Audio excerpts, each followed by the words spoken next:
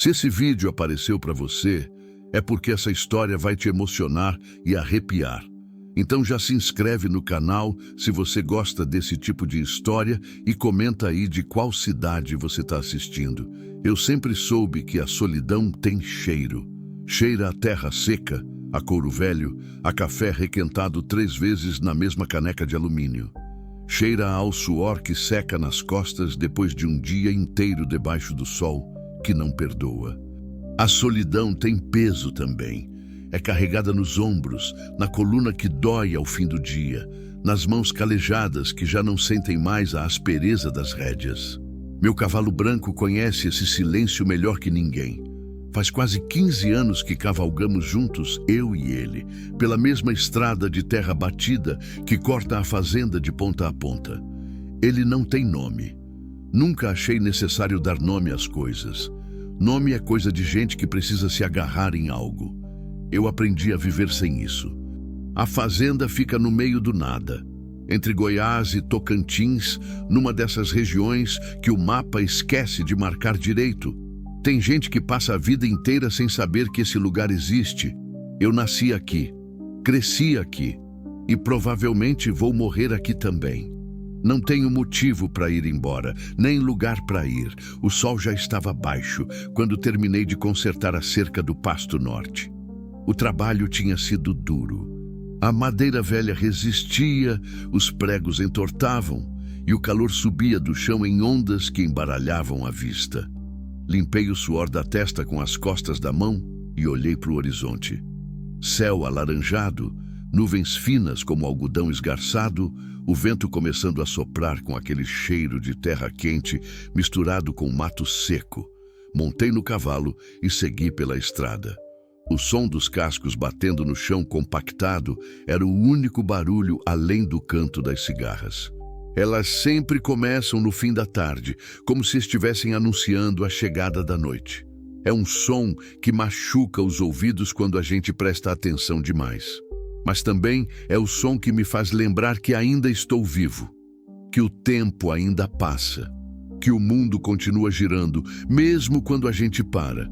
Passei pela porteira que dá para o curral. As vacas já estavam recolhidas. Algumas mastigavam capim com aquela calma de bicho que não tem pressa nenhuma. Outras estavam deitadas, ruminando devagar, os olhos meio fechados. Invejei elas por um instante. Bicho não carrega passado, não fica revirando lembrança na cabeça até ela doer. Segui em frente. A estrada fazia uma curva suave antes de chegar no trecho onde fica o velho poço. Esse poço sempre me deu uma sensação estranha. Não sei bem explicar. É um buraco fundo, cercado por pedras gastas pelo tempo, com uma roldana enferrujada no topo e um balde de metal amarrado numa corda grossa. A gente usa ele para tirar água para os plantios quando o rio está seco demais. Mas tem algo naquele lugar que sempre me fez parar e olhar. Talvez seja o jeito que o vento sopra diferente ali. Ou o som da água lá embaixo, um eco distante e frio que parece vir de outro mundo. Foi quando passei perto dele que senti. Não foi algo que vi logo de cara. Foi mais um pressentimento, uma mudança no ar. O cavalo sentiu também. Ele diminuiu o passo sozinho, as orelhas virando para frente, atentas. Puxei as rédeas devagar e estreitei os olhos. Havia uma figura parada ali, uma mulher. Ela estava na beirada do poço, imóvel, olhando para dentro como se estivesse procurando algo que tinha caído lá no fundo. O vestido claro que ela usava balançava com o vento, e os cabelos escuros estavam bagunçados, soltos, caindo sobre os ombros. Ela não me viu, ou fingiu não ver. Meu coração deu um salto estranho. Não era medo, era outra coisa. Uma inquietação, uma sensação de que algo estava errado. Muito errado. Desci do cavalo devagar. O couro da sela rangeu baixinho. Dei alguns passos na direção dela, mas parei. Não sabia se devia me aproximar. Não sabia o que dizer. Fazia anos que eu não precisava falar com gente de verdade. Minhas conversas eram com o cavalo, com as vacas, com o vento. E o vento nunca responde. Ela continuava ali, parada, os ombros caídos, a cabeça levemente inclinada para frente, o vestido sujo de poeira na barra. Descalça. "Ah, moça!"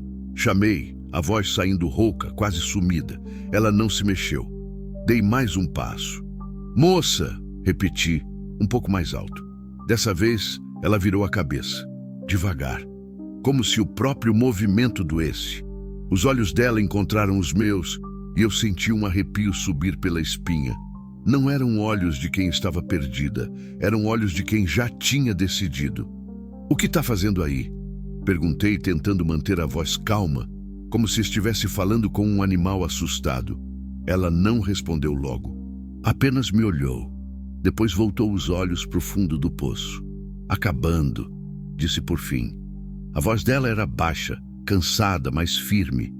Eu senti um frio na barriga. "Acabando com o quê?" "Comigo." As palavras saíram simples, sem drama, como se fosse a coisa mais natural do mundo. E foi isso que me apavorou. Não foi o que ela disse, foi o jeito que ela disse. Fiquei parado ali, a poeira grudando na bota, o vento batendo no chapéu, o sol caindo devagar atrás dos morros. E pela primeira vez em muitos anos, eu não sabia o que fazer. Só sabia que não podia deixar ela ali. Não daquele jeito. Não naquela beirada. O silêncio que se instalou entre nós dois foi do tipo que machuca. Não era o silêncio da solidão que eu conhecia bem. Aquele que a gente escolhe e que traz uma paz estranha no meio da dor. Era outro. Um silêncio pesado, carregado de coisas não ditas, de decisões tomadas em segredo, de dores que ninguém mais queria carregar. Ela continuava olhando para o fundo do poço. Eu podia ver o perfil do rosto dela, recortado contra a luz alaranjada do entardecer. Era um rosto jovem, mas marcado. Tinha vincos nos cantos dos olhos, aquelas rugas finas que aparecem quando a gente chora demais ou quando a vida aperta forte demais. Os lábios estavam rachados, secos. A pele morena estava queimada pelo sol de um jeito que mostrava que ela também conhecia o trabalho pesado, a lida no campo, o suor que não para. "Mas, moça!" Tentei de novo, dando mais um passo na direção dela. Minha bota fez um barulho seco no chão. "Por favor, sai daí!" Ela balançou a cabeça devagar, como quem diz não para uma criança insistente. "Não tem motivo", disse ela, e a voz saiu mais firme dessa vez. "Não tem motivo nenhum para eu sair daqui." Engoli seco. Minha garganta estava áspera de poeira e de um nervosismo que eu não sentia fazia tempo. Não era nervosismo de medo, era de responsabilidade. De saber que se eu dissesse a coisa errada, se eu fizesse o movimento errado, aquela mulher podia simplesmente se jogar. E eu ia ter que viver com isso para o resto da vida. "Sempre tem motivo", falei, e imediatamente me arrependi. Que tipo de conselho era esse? Eu, que tinha passado os últimos anos me perguntando qual era o meu próprio motivo para continuar acordando todo dia. Mas era verdade, tinha sempre. Mesmo quando a gente não conseguia ver. Ela soltou um riso curto, amargo, sem alegria nenhuma. "O senhor não me conhece", disse ela, ainda sem me olhar. "Não sabe nada sobre mim, então não vem com essas palavras bonitas." "É verdade", concordei. "Não sei nada, mas sei que a vida não acaba só porque a dor aperta. Eu sei disso." Dessa vez, ela virou o rosto para mim de novo. Os olhos estavam vermelhos, inchados. Tinha lágrimas secas nas bochechas. Ela me estudou por um momento, como se estivesse tentando decidir se eu era real ou apenas mais uma ilusão do desespero. "O senhor sabe?" perguntou, a voz tremendo um pouco. "Sabe mesmo? Ou tá só falando o que acha que eu quero ouvir?" Tirei o chapéu devagar e segurei ele com as duas mãos na altura do peito. O vento bateu nos meus cabelos grisalhos. Respirei fundo, puxando o ar quente que cheirava a capim seco e terra molhada que ainda não tinha chegado. "Eu enterrei minha mulher faz 7 anos", disse, e foi a primeira vez em muito tempo que eu falava isso em voz alta para alguém. "Câncer. Levou ela em 6 meses, depois enterrei meu filho 2 anos depois. Acidente de moto na estrada, 23 anos. A vida toda pela frente. Ela piscou devagar, processando. Depois disso, continuei, eu passei 3 anos achando que não tinha motivo nenhum para continuar. 3 anos olhando para o mesmo horizonte todo dia e me perguntando por que eu não simplesmente sumia também. Deixava a fazenda para trás, deixava as vacas, deixava tudo. Ou pior, ela abaixou a cabeça. Mas o Senhor não fez isso, disse ela baixinho. Não fiz, confirmei. Não porque eu fosse forte, não porque eu tivesse fé demais ou coragem demais. Eu não fiz porque alguma coisa dentro de mim insistia que ainda tinha chão para pisar, mesmo quando eu não queria pisar nele. O vento soprou mais forte. As cigarras cantavam alto agora. O céu estava ficando roxo nas bordas e as primeiras estrelas começavam a aparecer. Eu podia sentir a temperatura caindo devagar, aquele frescor da noite chegando. E o que o senhor encontrou? Perguntou ela, a voz quase sumindo no vento. Nesse chão que insistiu em pisar, fiquei calado por um momento, porque era uma boa pergunta. A melhor pergunta. Ainda não sei, respondi com honestidade. Tem dias que eu acordo e acho que não encontrei nada, que só estou vivendo por viver, repetindo os mesmos gestos, fazendo a mesma rota, conversando com o mesmo cavalo. Mas tem dias que eu olho para o nascer do sol e sinto que valeu, que só de ver aquilo já valeu. Ela fungou, limpando o nariz com as costas da mão. Meu marido me deixou, disse de repente, e as palavras saíram rápidas, como se ela precisasse cuspir elas para fora antes que doessem mais. Me deixou porque descobriu que eu não posso ter filhos. Sou estéril. A gente tentou por 3 anos. 3 anos de médico, de exame, de esperança. E no fim, descobri que o problema era eu. Sempre fui eu. Ela respirou fundo, tremendo.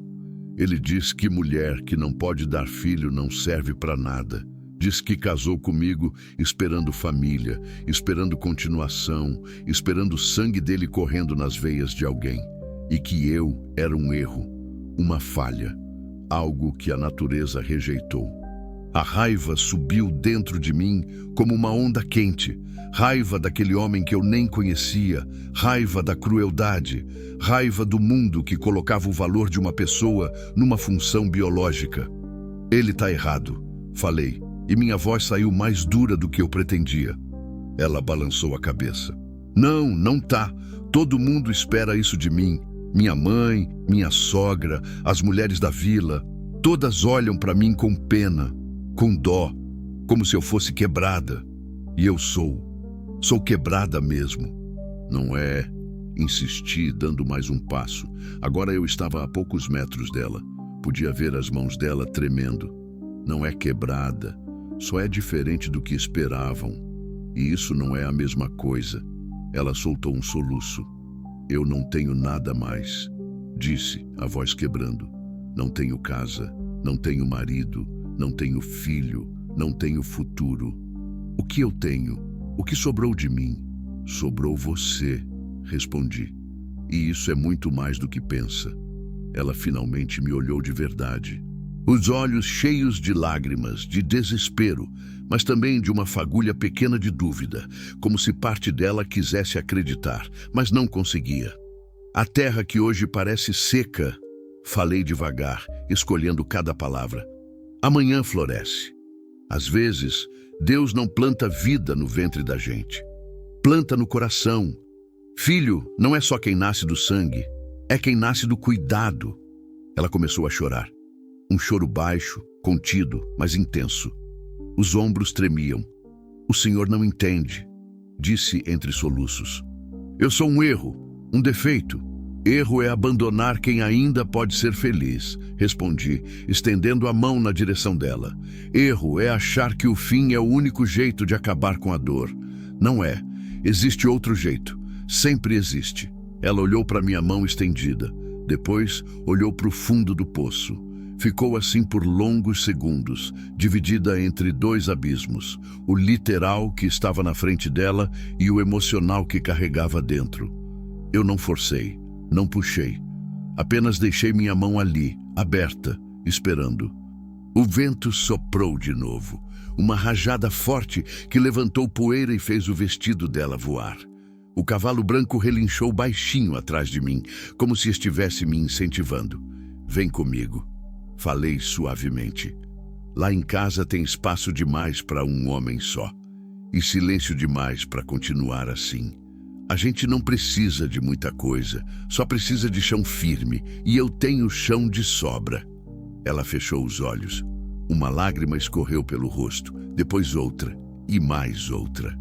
Então, devagar, como se cada movimento custasse tudo que ela tinha, ela estendeu a mão trêmula e segurou a minha. A pele dela estava fria, gelada, mas viva. Puxei ela com cuidado, como se ela fosse feita de vidro. Ela saiu da beirada do poço cambaleando, e eu segurei ela firme pelos ombros até ter certeza de que ela não ia cair. Respira, disse baixinho. Só respira. Ela obedeceu. Respirações curtas, irregulares, mas aos poucos ficando mais calmas. Olhei para ela e vi que era mais nova do que eu tinha pensado. Talvez uns 30 anos, mas carregava um cansaço de alguém muito mais velho. Como é seu nome? Perguntei. Ela demorou para responder. Helena, disse por fim a voz fraca. Helena, repeti. Meu nome é João, e agora você vai vir comigo. Sem pressa, sem cobrança. Só vir. Ela assentiu devagar. Ajudei ela a subir no cavalo. Ela se sentou na frente e eu montei atrás, segurando as rédeas e mantendo ela firme com um braço.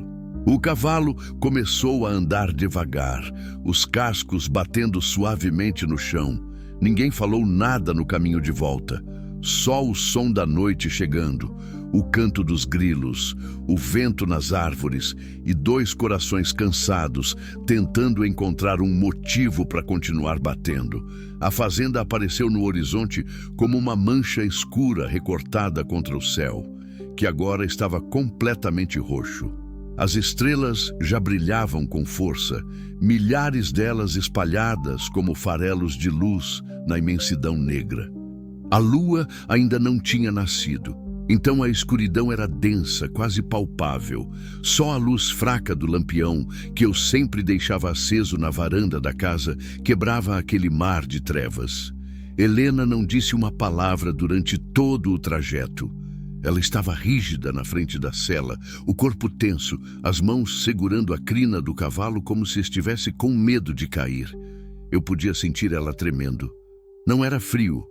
O ar ainda estava morno, carregado daquele calor que a terra guarda durante o dia e vai soltando devagar durante a noite. Era outra coisa. Era o choque. O corpo dela estava em choque. Quando chegamos no terreiro da casa, desmontei primeiro. As pernas estavam doloridas depois de um dia inteiro de trabalho e os joelhos estalaram quando toquei o chão. Amarrei as rédeas do cavalo no poste ao lado do bebedouro e me virei para ajudar Helena a descer. Ela olhou para mim com aqueles olhos vazios, perdidos, como se não entendesse bem onde estava ou como tinha chegado ali. Vem, falei baixinho, estendendo as mãos. Devagar. Ela se inclinou e eu a segurei pela cintura, baixando ela com cuidado. Quando os pés descalços dela tocaram o chão de terra batida, ela cambaleou um pouco. Segurei ela firme até ter certeza de que não ia cair. Consegue andar? Perguntei.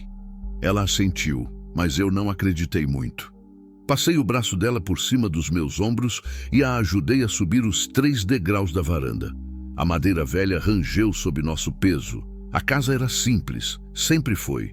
Uma construção antiga, de tijolos aparentes e telhas de barro, com uma varanda comprida na frente, onde eu costumava sentar nas noites de verão para tomar café e olhar para o nada. Empurrei a porta com o ombro. Ela não tinha tranca. Nunca teve. Não havia nada aqui que valesse a pena roubar, e mesmo que houvesse, não passava ninguém por essas bandas. A porta abriu com um gemido de dobradiças enferrujadas e entramos. O cheiro da casa me atingiu como sempre atingia. Cheiro de madeira velha, de poeira acumulada, de roupa guardada há muito tempo. Cheiro de ausência, de vazio, de vida que parou de acontecer fazia anos. Acendi o lampião maior que ficava em cima da mesa da cozinha. A luz amarelada se espalhou pelo cômodo, revelando o mesmo cenário de sempre. A mesa de madeira riscada, as duas cadeiras, o fogão a lenha no canto, a pia de pedra com a torneira pingando, as panelas penduradas na parede. Helena olhou ao redor com aquele olhar distante. Não sei se ela realmente estava vendo alguma coisa. Parecia que estava flutuando, como se o corpo estivesse ali, mas a mente estivesse longe, muito longe. "Senta aqui", disse, puxando uma das cadeiras. Ela obedeceu mecanicamente, se deixando cair no assento como um saco de areia. A cabeça pendia para frente, os cabelos caindo sobre o rosto, escondendo a expressão. Fui até o fogão. Ainda tinha brasa da manhã embaixo das cinzas. Soprei com cuidado, acordando o fogo, e coloquei mais lenha. As chamas começaram a lamber a madeira seca, estalando baixinho. Peguei a chaleira velha, enchi de água na pia e coloquei para esquentar. Café. Precisava fazer café. Era a única coisa que eu sabia fazer direito além de trabalhar. Enquanto a água esquentava, olhei para Helena. Ela continuava na mesma posição, imóvel, como uma estátua. Os pés descalços estavam sujos de terra, arranhados. Devia ter andado muito antes de chegar naquele poço. As unhas das mãos estavam roídas até a carne. As roupas, um vestido simples de algodão que já devia ter sido branco, mas agora era bege de tanta poeira, estava rasgado na barra. "Você tá com fome?" perguntei. Ela não respondeu. "Helena", chamei mais firme, "tá com fome?" Ela balançou a cabeça devagar. "Não." Ou talvez ela nem soubesse. Fiz o café mesmo assim. Café forte, preto, do jeito que eu gostava. Coloquei açúcar, bastante açúcar, porque ela precisava de energia. Servi numa caneca de alumínio e coloquei na frente dela. "Bebe", disse. "Vai te fazer bem." Ela olhou para a caneca, como se não reconhecesse o que era. Depois, devagar, pegou com as duas mãos e levou até os lábios. Tomou um gole. Depois outro. Vi a cor voltando um pouco para o rosto dela. Sentei na outra cadeira. Meu corpo reclamou, cada músculo protestando. Tirei o chapéu e coloquei na mesa. Passei a mão pelos cabelos suados, pela barba de 3 dias que coçava o queixo. Estava cansado. Não era só cansaço do corpo, era cansaço da alma. Aquele tipo de cansaço que não passa com sono. Mas por algum motivo, naquele momento, eu não me sentia tão sozinho. "Você tem para onde ir?" perguntei depois de um longo silêncio.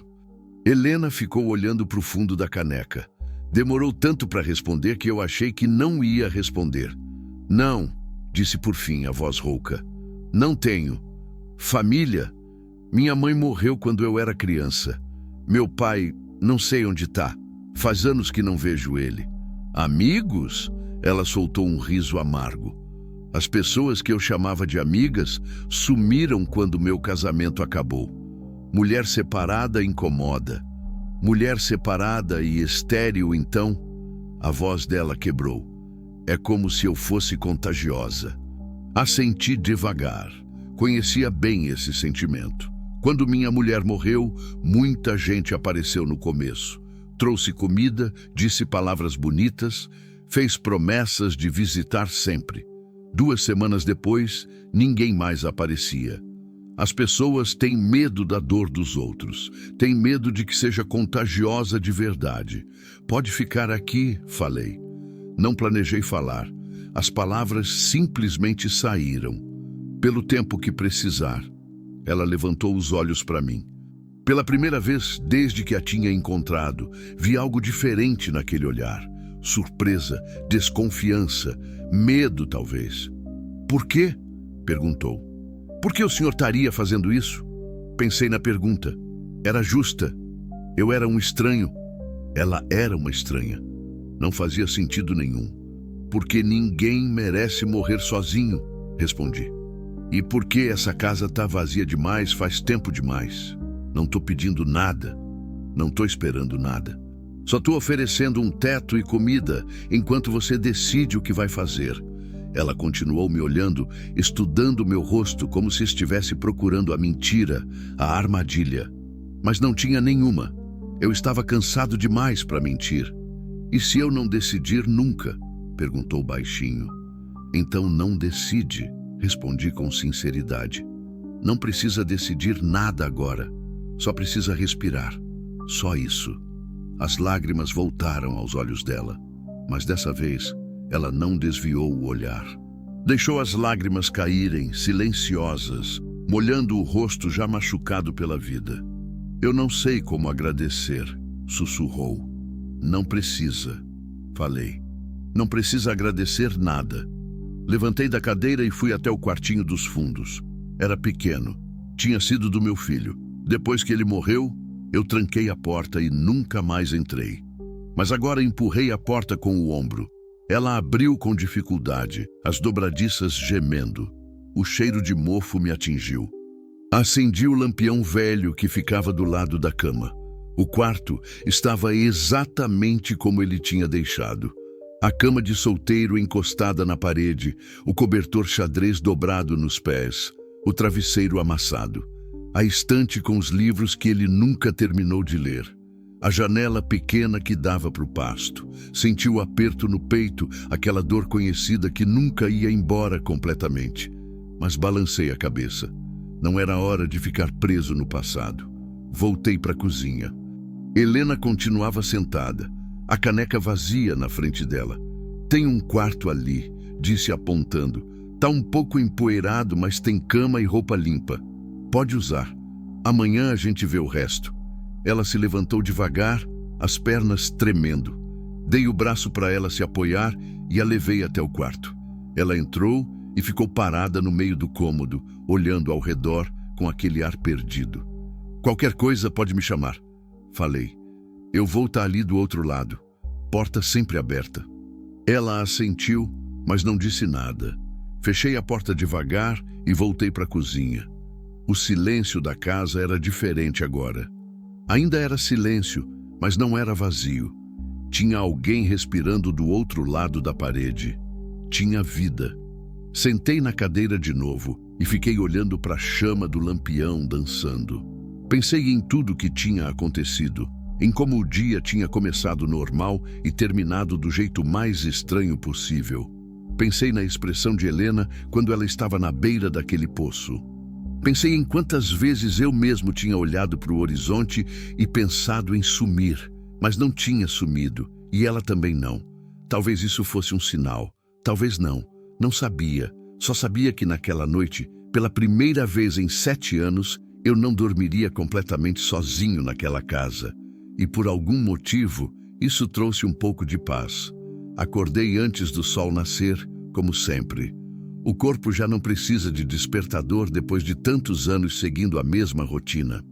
Abri os olhos no escuro e fiquei olhando para o teto de madeira, ouvindo os sons da madrugada.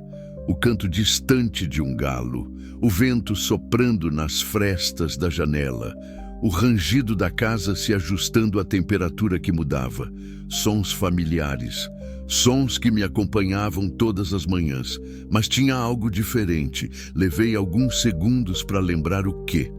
Helena. Sentei na cama devagar, os ossos protestando.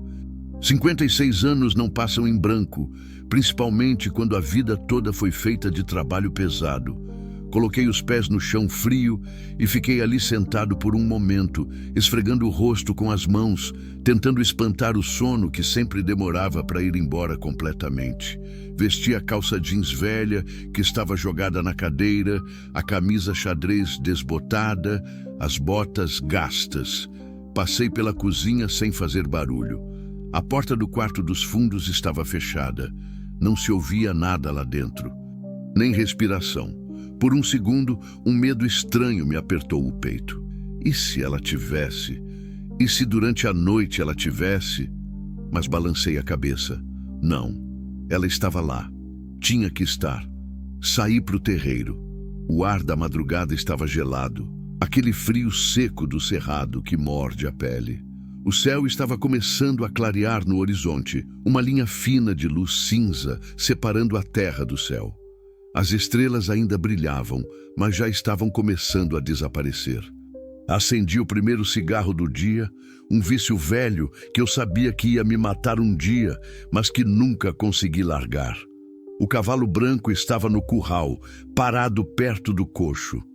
Quando me viu, balançou a cabeça e deu alguns passos na minha direção. Passei a mão no focinho dele, sentindo a textura áspera dos pelos, o calor do corpo grande. "E aí, velho?", murmurei. "Dormiu bem?" Ele fungou, um som baixo que sempre me soava como uma resposta. Joguei um pouco de ração no coxo e fui verificar as vacas. Estavam todas bem. Algumas já estavam acordadas, outras ainda deitadas, ruminando devagar. A rotina era sempre a mesma. Verificar os animais, ver se tinha algum doente, algum machucado, alguma cerca quebrada. Ordenhar as 3 vacas leiteiras que eu mantinha mais por costume do que por necessidade. Tirar o leite, colocar nos baldes de alumínio, levar para a cozinha. Fazia tudo mecanicamente, a mente longe, pensando em Helena, em como ela tinha aparecido do nada, como uma aparição, como se o universo tivesse colocado ela no meu caminho de propósito. Não sou homem religioso. Não vou à igreja, não rezo, não faço promessa. Mas depois que perdi minha mulher e meu filho, comecei a acreditar que talvez existisse algo maior. Algo que a gente não entende, mas que move as peças no tabuleiro de vez em quando. Ou talvez fosse só coincidência. Talvez eu tivesse simplesmente passado pelo poço na hora certa. Não importava. O que importava era que ela estava viva e estava na minha casa. Quando voltei com os baldes de leite, o sol já estava nascendo de verdade. Uma bola de fogo alaranjada subindo devagar, pintando o céu de vermelho e dourado. Era bonito. Sempre foi. Mas eu tinha parado de reparar fazia tempo. Hoje, não sei porquê, parei e olhei. Fiquei ali parado no meio do terreiro, os baldes pesados nas mãos, olhando aquele espetáculo que se repetia todo dia, mas que nunca era exatamente igual. Entrei na cozinha e coloquei os baldes na pia. Acendi o fogo no fogão a lenha, coloquei a chaleira para esquentar, preparei o café. O cheiro forte tomou conta da cozinha, misturado com o cheiro da fumaça da lenha. Peguei a frigideira velha e coloquei banha para derreter. Ovos. Ia fazer ovos mexidos e fatias de pão que eu mesmo tinha feito 3 dias atrás e que já estava ficando duro, mas ainda era comestível se passasse na chapa. Estava quebrando o 3º ovo quando ouvi o rangido da porta do quarto. Virei a cabeça. Helena estava parada na soleira da porta, segurando a maçaneta como se precisasse do apoio para ficar em pé. Os cabelos estavam mais bagunçados ainda, o rosto pálido, os olhos inchados de tanto chorar. Ela usava o mesmo vestido de ontem, amarrotado agora. Me olhou com uma expressão que eu não consegui decifrar. Medo? Vergonha? Confusão? "Bom dia", disse tentando soar natural. Como se fosse normal ter uma estranha na minha casa. Como se eu fizesse isso todo dia. "Bom dia", ela respondeu baixinho, a voz rouca. "Dormiu?" Ela hesitou. "Um pouco." Menti. Dava para ver que ela não tinha dormido nada. As olheiras roxas denunciavam. Mas não falei nada. "Tô fazendo café e ovo", disse, virando de volta para a frigideira. "Senta, já tá quase pronto." Ela ficou parada ali por mais alguns segundos, como se estivesse decidindo se ficava ou se saía correndo. Mas então deu alguns passos trêmulos e se sentou na mesma cadeira de ontem. Colocou as mãos na mesa, as mãos finas e machucadas, e ficou olhando para elas como se nunca tivesse visto antes. Terminei de preparar a comida e coloquei tudo na mesa. 2 pratos de alumínio com ovos mexidos ainda fumegantes, fatias de pão torrado, manteiga caseira numa tigela pequena, 2 canecas de café preto com açúcar. Não era grande coisa. Era o que eu comia todo dia, mas era comida de verdade. Comida que enchia a barriga e dava energia para o trabalho. Sentei na frente dela e comecei a comer. Ela não se mexeu, apenas ficou olhando para o prato, as mãos ainda na mesa. Precisa comer. Falei entre uma garfada e outra. Não adianta ficar sem comer, só piora. Não tô com fome, murmurou. Eu sei, respondi. Mas come mesmo assim. Só um pouco. Ela pegou o garfo devagar, como se ele pesasse toneladas. Levou um pouco de ovo até a boca. Mastigou devagar. Engoliu com dificuldade. Vi a garganta dela se movendo, o esforço que estava fazendo. Mas ela continuou. Mais uma garfada, depois outra. Não comeu tudo, mas comeu o suficiente. Obrigada, disse quando empurrou o prato. De nada. Silêncio. Um silêncio pesado, cheio de perguntas não feitas, de respostas não dadas. Eu não sabia o que dizer. Não era bom com palavras. Nunca fui. Minha mulher sempre reclamava disso. Dizia que eu guardava tudo dentro, que não falava o que sentia, que era como conversar com uma parede às vezes. Ela tinha razão, mas eu não sabia ser diferente. O que vai acontecer agora? Helena perguntou de repente. A voz pequena, quase infantil. Olhei para ela. Como assim? Comigo? O que vai acontecer comigo? Respirei fundo. Nada que você não queira que aconteça, respondi. Você fica aqui o tempo que precisar. Não precisa decidir nada agora. Não precisa fazer nada. Só precisa existir. Só isso. Mas eu não posso ficar aqui de graça, protestou ela, e pela primeira vez vi um pouco de vida voltando para os olhos dela. Não posso ser um peso. Não é peso. É sim. O senhor não me conhece, não me deve nada. Por que estaria fazendo isso?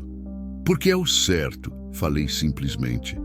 O certo, ela repetiu, como se estivesse testando o gosto da palavra na boca. O certo.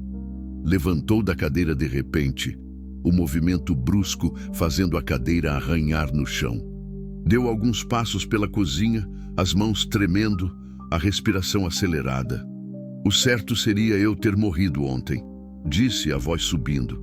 O certo seria eu ter acabado com tudo. Era isso que eu tinha que ter feito. Era isso. Não, interrompi também me levantando. Não era. O senhor não entende. Ela virou para mim, os olhos brilhando de lágrimas. O senhor não entende nada. Eu não tenho nada, nada, sem casa, sem marido, sem filho, sem futuro. O que eu sou, o que sobrou de mim? Você é Helena, respondi firme. Isso é o que você é, uma mulher, uma pessoa, alguém que está viva. E isso já é muita coisa.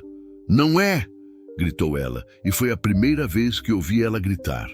A voz ecoou pela cozinha. Não é nada, eu sou nada. Se você fosse nada, eu não teria parado ontem, falei, dando um passo na direção dela. Se você fosse nada, eu não teria estendido a mão. Se você fosse nada, eu não teria trazido você para minha casa. Mas eu fiz, porque você não é nada. Você é alguém, e alguém que merece continuar viva. Ela balançou a cabeça, as lágrimas escorrendo. Meu marido disse... Ele disse que eu era quebrada, que eu era defeituosa, que eu não prestava para nada. Seu marido está errado, respondi com convicção. Completamente errado. E sabe por quê? Porque o valor de uma pessoa não está na capacidade de gerar outra pessoa, não está nisso, nunca esteve. Mas todo mundo espera isso de mim. Dane-se o que todo mundo espera, cortei. Desde quando a gente vive para atender a expectativa dos outros? Desde quando a gente deixa os outros decidirem o que a gente vale? Ela ficou me olhando, a boca entreaberta, como se ninguém nunca tivesse falado assim com ela. Minha mulher não podia ter filhos também, falei, e foi a segunda vez que eu tocava nesse assunto em voz alta. No começo do casamento a gente tentou, por anos, e nada. Fizemos exames. Descobrimos que era ela. Os médicos disseram que era impossível, que nunca ia acontecer. Helena piscou, surpresa. Mas o senhor disse que tinha um filho. Tinha, confirmei. Mas ele não veio de nós. Veio de uma prima da minha mulher que morreu no parto. Deixou o bebê. A família ia colocar para adoção. A gente pegou ele, criou como nosso. E ele foi nosso, em tudo. No amor, no cuidado, na preocupação, na alegria. Ele foi nosso. Fiz uma pausa, sentindo o aperto na garganta. E quando ele morreu, doeu do mesmo jeito. Talvez mais, porque a gente escolheu amar ele. Não foi obrigação. Não foi sangue. Foi escolha. E escolha é mais forte que qualquer coisa. Helena tinha parado de chorar. Estava me olhando com uma intensidade que me fez desviar o olhar. O senhor entende então, sussurrou ela. Entendo, confirmei. Entendo mais do que pensa. Ela voltou para a cadeira devagar, se deixando cair. Ficamos ali em silêncio por longos minutos. O café esfriando nas canecas. A luz do sol entrando pela janela, iluminando a poeira que flutuava no ar. O som distante das vacas no pasto. Eu não sei o que fazer, disse ela por fim, a voz quebrada, mas mais calma. Não sei para onde ir. Não sei como recomeçar. Ninguém sabe, respondi. A gente só vai. Um dia de cada vez, um passo de cada vez. Não precisa ter plano, não precisa ter resposta, só precisa acordar todo dia e respirar. O resto vem depois. Ela assentiu devagar, como se estivesse absorvendo as palavras. Posso ajudar aqui? Perguntou. No trabalho, na casa, em alguma coisa, preciso fazer alguma coisa. Não aguento ficar parada. Pode, concordei. Tem muito o que fazer, sempre tem. Um sorriso pequeno, quase imperceptível, apareceu no canto dos lábios dela. O primeiro sorriso, frágil, mas estava lá. Obrigada, João, disse baixinho. Obrigada mesmo, assenti, sem saber o que responder, porque eu não tinha certeza se era eu que estava salvando ela ou se era ela que estava salvando a mim. Os primeiros dias foram estranhos. Não pela presença dela, mas pela mudança que essa presença trouxe. A casa tinha sido minha e só minha por tanto tempo que eu tinha esquecido como era dividir espaço, dividir silêncio, dividir os pequenos rituais do dia a dia. Helena acordava sempre depois de mim. Eu já tinha feito metade do serviço quando ela aparecia na cozinha, os olhos ainda inchados, o rosto marcado pelo travesseiro. No começo, ela mal falava.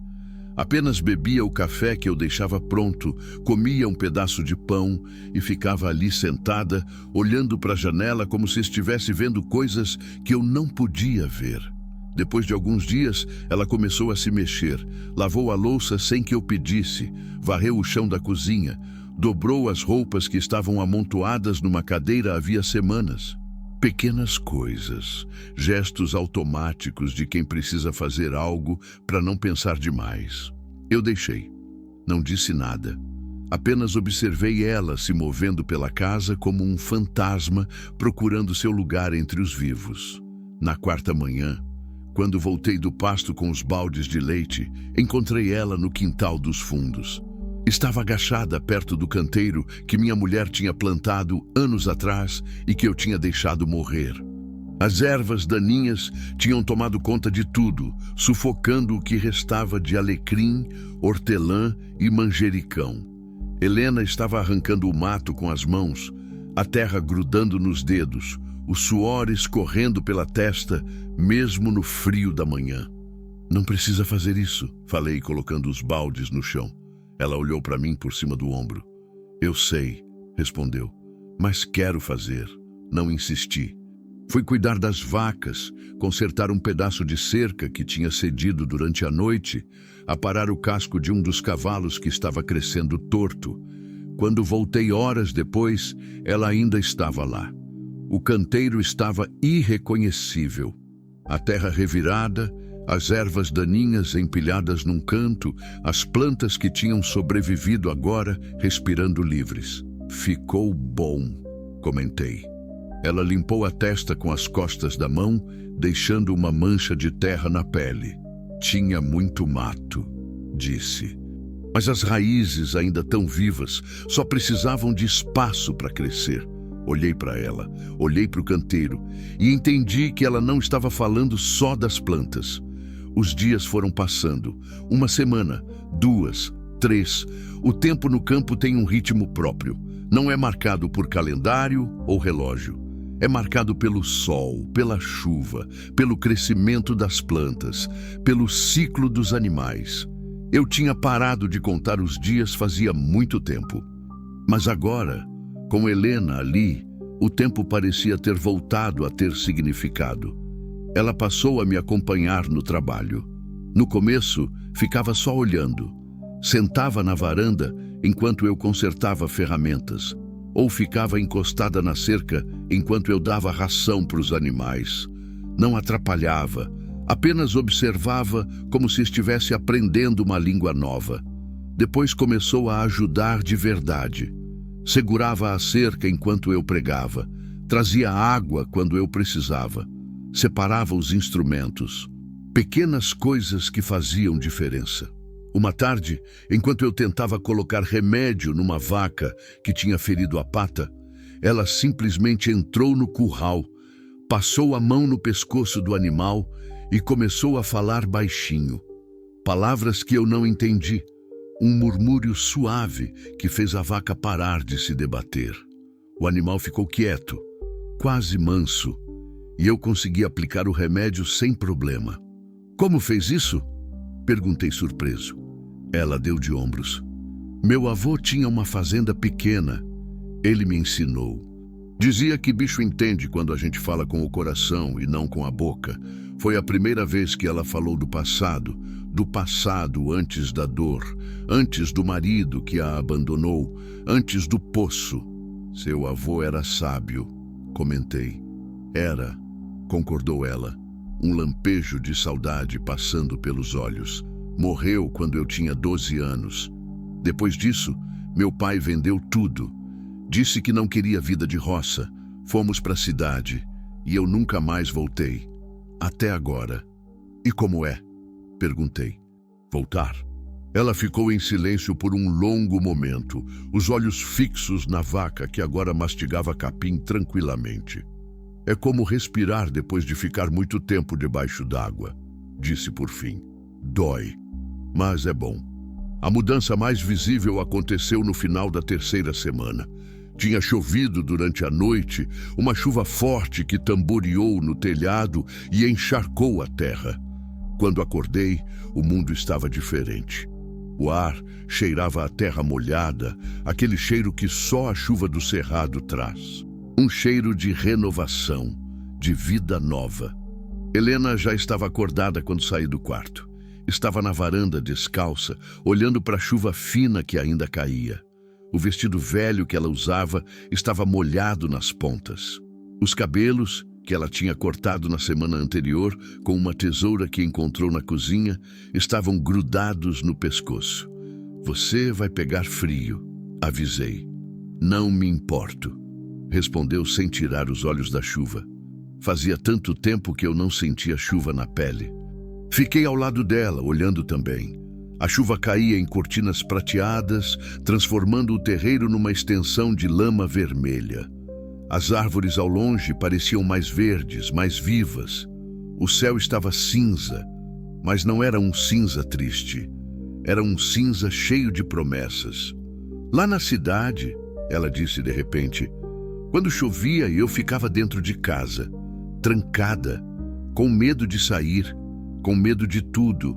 As pessoas ficavam correndo para não se molhar, como se a chuva fosse algo ruim, algo que precisava ser evitado.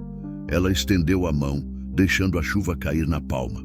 Mas meu avô sempre dizia que chuva é bênção, que sem ela nada cresce, nada vive, e que a gente precisava aprender a dançar na chuva ao invés de só esperar ela passar. Seu avô era mesmo sábio, repeti. Ela sorriu. Um sorriso de verdade dessa vez.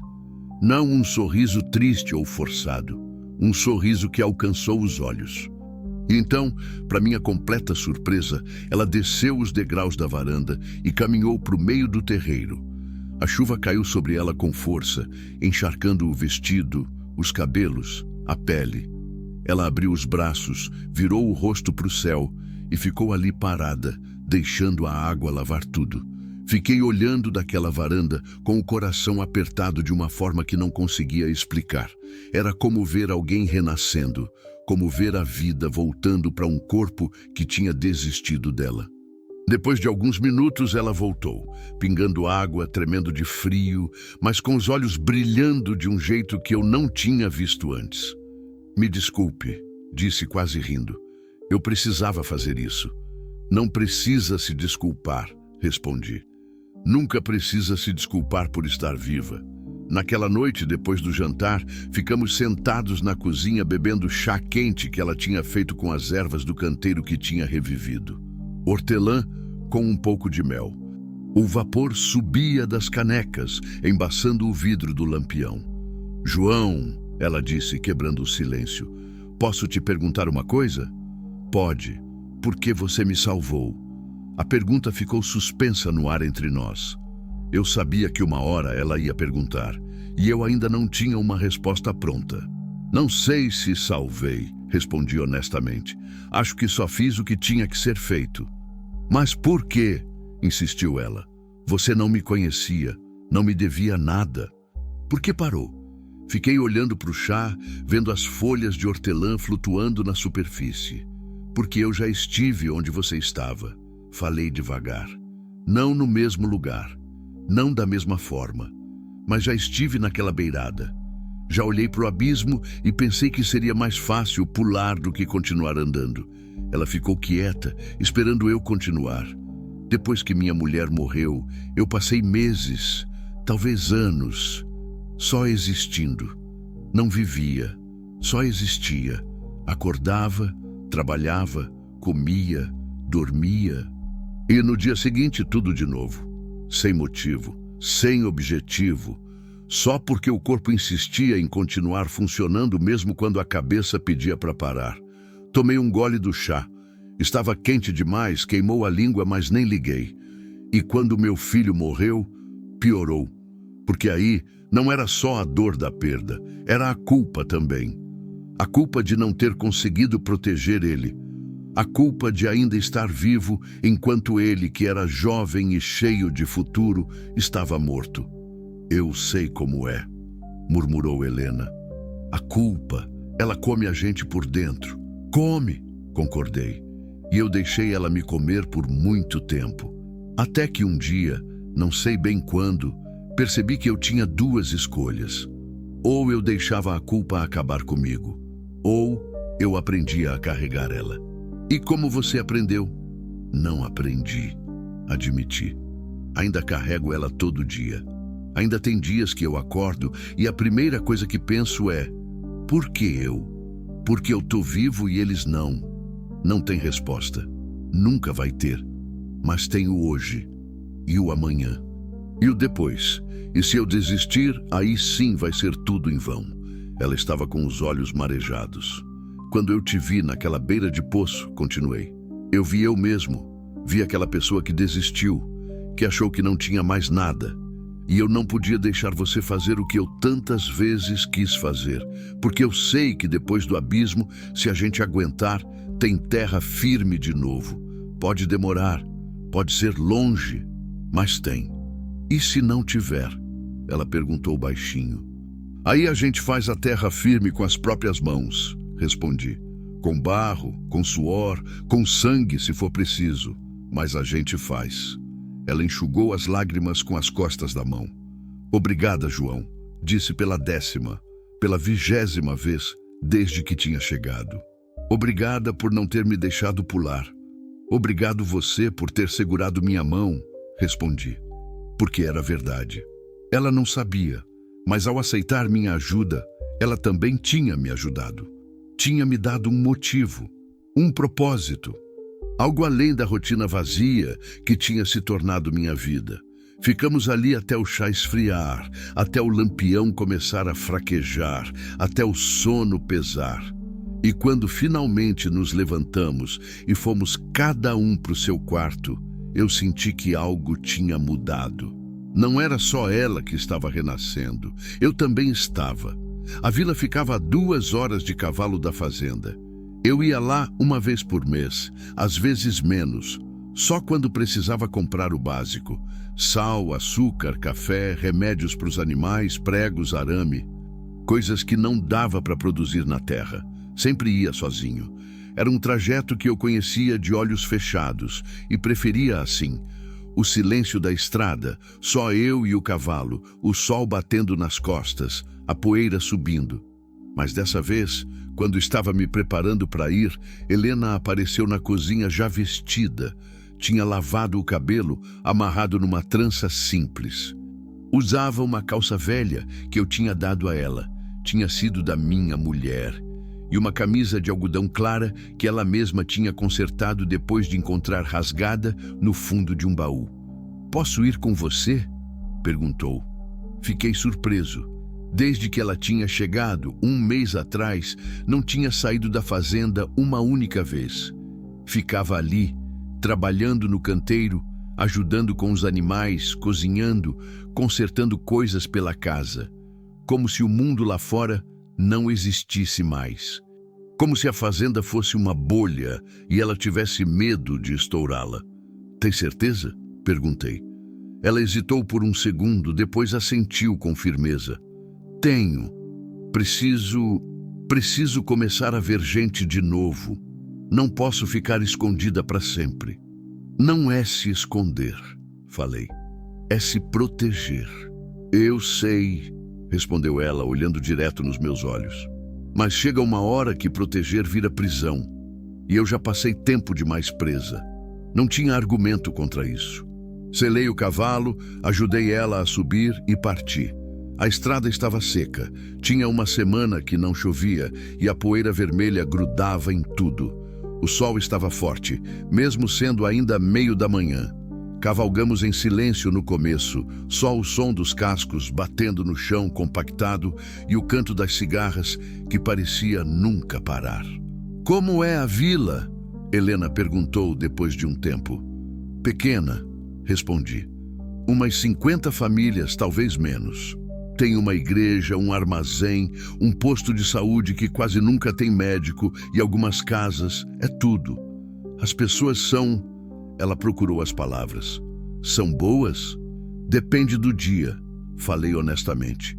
"Tem gente boa, tem gente que gosta de fofocar, tem gente que ajuda, tem gente que julga, como em todo lugar."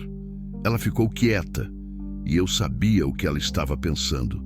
Estava com medo do julgamento, do olhar das pessoas, das perguntas. Eu entendia.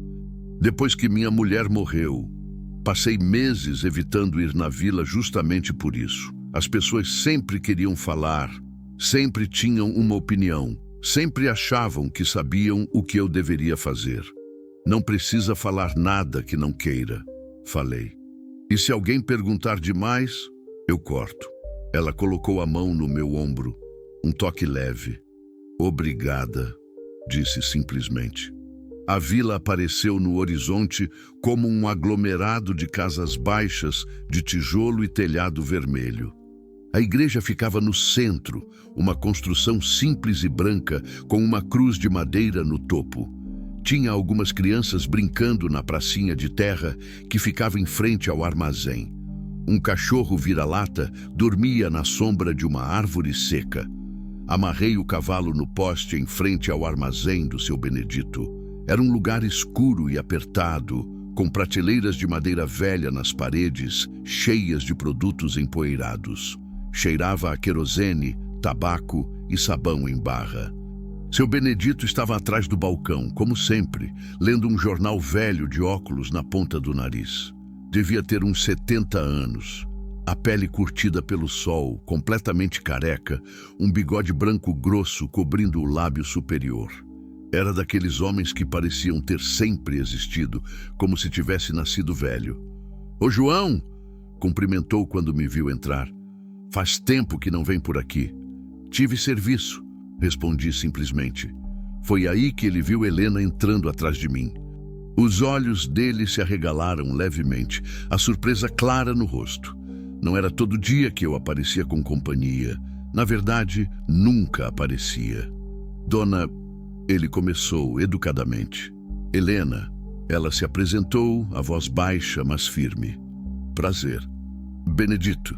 Ele respondeu, tirando os óculos e estudando ela com curiosidade mal disfarçada. O prazer é meu. Fiz a lista do que precisava enquanto Helena ficava olhando ao redor. Os olhos passando pelas prateleiras, pelos produtos, pelas coisas simples que compunham aquele pequeno universo comercial. Seu Benedito separou tudo com eficiência. 2 sacos de café, 5 quilos de açúcar, sal grosso, 3 barras de sabão, um rolo de arame farpado, uma caixa de pregos, remédio para verme de gado. Como estão as coisas lá na fazenda? Perguntou enquanto embrulhava os produtos em papel pardo. Indo, respondi, do jeito que sempre foram. É que eu ouvi dizer... Ele deu uma pausa estratégica, aquela pausa de quem quer que você pergunte o quê. Eu não perguntei.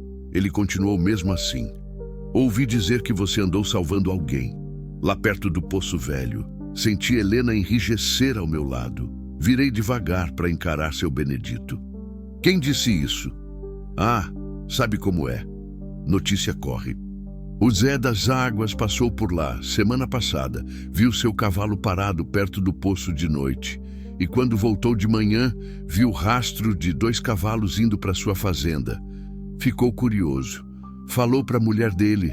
A mulher dele falou para a comadre. E assim vai. Maldito interior. Nada passava despercebido. E? Falei, mantendo o tom neutro. E nada. Ele deu de ombros, mas o olhar dele ia de mim para Helena e de volta. Só fiquei sabendo. Mas se precisar de alguma coisa, tamo aí. É isso que a comunidade faz, né? Ajuda. Obrigado. Respondi secamente, pegando os embrulhos. Quanto foi? Ele fez as contas num caderno velho, anotando cada item com letra trêmula. Paguei em dinheiro, notas gastas que guardava numa lata em casa. Estava saindo quando ouvi a voz dele de novo. Dona Helena, chamou. Ela virou. Bem-vinda à nossa vila. E se o João não estiver te tratando bem, pode me procurar que eu dou umas bordoadas nele. Foi dito em tom de brincadeira, mas tinha sinceridade ali. Helena sorriu, um sorriso pequeno, mas genuíno. Obrigada, seu Benedito, mas o João tem sido... Ela me olhou. Tem sido mais que bom.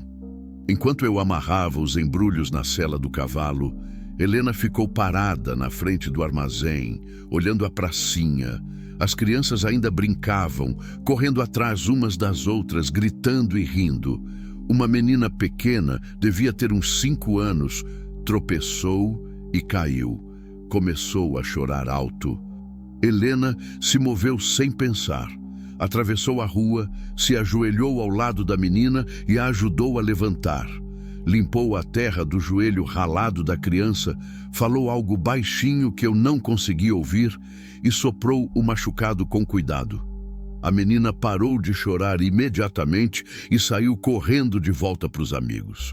Uma mulher que estava sentada na porta de uma das casas se levantou e veio na nossa direção.